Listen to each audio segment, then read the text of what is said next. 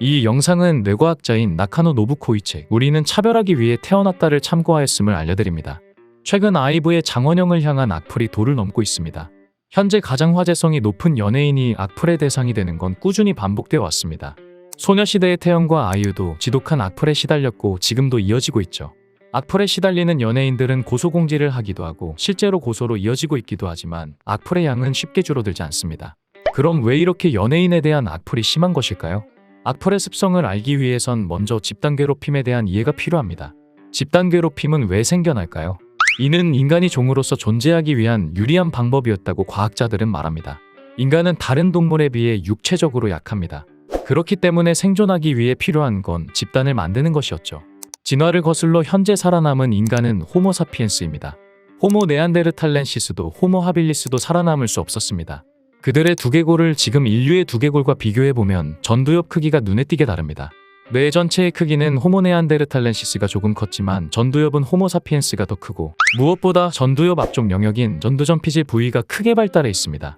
전두전피질은 사고, 공감, 창조 계획, 자제력과 같은 복잡한 사회 행동에 필요한 기능을 관장하여 사회뇌라고도 불립니다. 우리가 다른 동물들과 달리 타인에게 공감하고 협조하는 인간적 사회활동이 가능한 이유는 이 영역 덕분이죠. 이 사회뇌 덕분에 인간은 약한 육체를 가지고도 살아남을 수 있었습니다.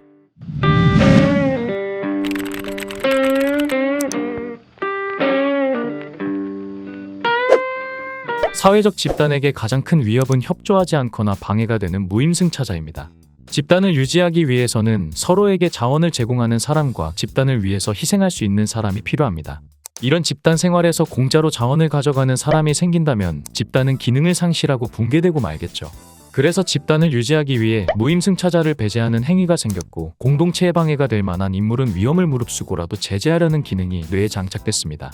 이런 배신자 색출 모듈을 생크션이라고 합니다. 생크션은 집단을 이루면 반드시 나타나는데 이는 사회성을 유지하려는 향사회성의 표출이기 때문입니다. 향사회성이란 사회를 위해 공헌하거나 타인을 돕는 성질을 말하죠. 집단 사회에서는 향사회성이 높아짐에 따라 집단을 보호하고 일탈자를 배제하려는 오버생크션이 일어날 수 있는데요. 이런 오버생크션은 집단 괴롭힘으로 나타나기도 합니다. 생크션은 쉽게 말하면 공격입니다. 공격을 하면 보복이 돌아올 수 있기 때문에 생크션에는 보복에 대한 공포가 존재합니다. 그런데도 왜 사람들은 생크션을 하게 될까요? 그 이유는 제재 행동을 통해 쾌감을 느낄 수 있기 때문입니다. 뇌가 쾌감을 느끼는 이유는 쾌감 물질인 도파민 때문이라는 것을 알고 계실 텐데요. 도파민을 분비하는 에이텐 신경이 활성화되면 뇌의 여러 부분에 쾌감이 전달됩니다. 이 신경은 밥을 먹거나 자손 번식에 대한 행위를 했을 때 활성화됩니다. 많이 먹으면 살이 찐다는 걸 알고 있어도 과식을 하게 되는 것도 이런 이유 때문이죠. 집단 괴롭힘 역시 해서는 안 되는 짓이라는 걸 알지만 인간은 스스로 쾌감을 보상으로 주면서 생크션을 몸에 새겨 넣으려고 한 것입니다.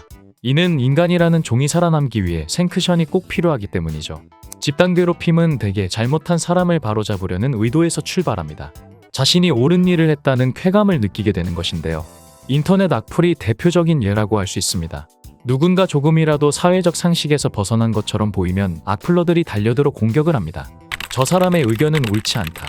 공동체의 규칙을 따르지 않으니 공격해도 괜찮다고 착각해 마치 정의의 사도가 된 기분으로 온갖 악담을 퍼붓는 것입니다.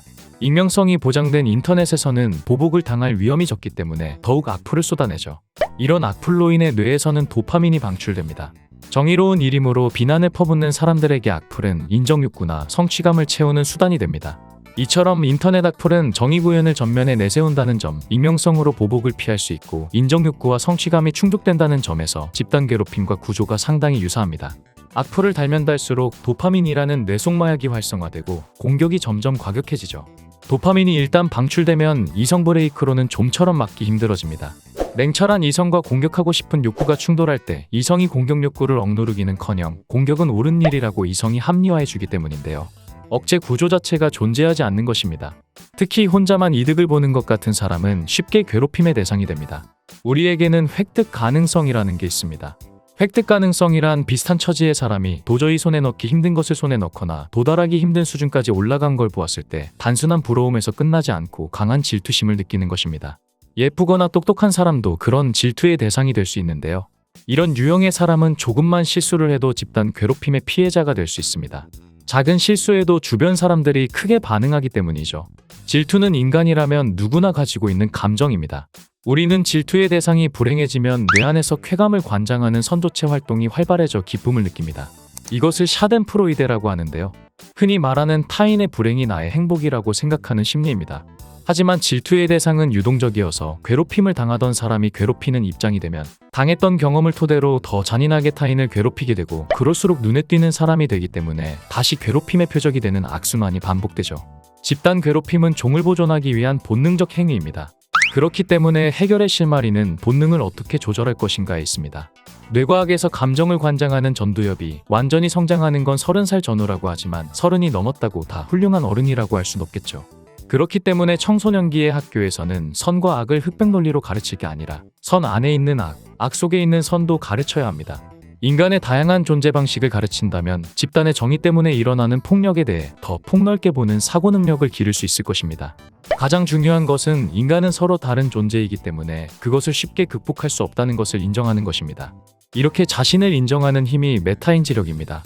학교에서 다양한 인간관계를 경험하고 자극을 받으면 좁은 관계 속에서 배신자를 색출하느라 애쓸 필요가 없어집니다. 자연스럽게 인간에 대한 이해를 넓힐 수 있겠죠.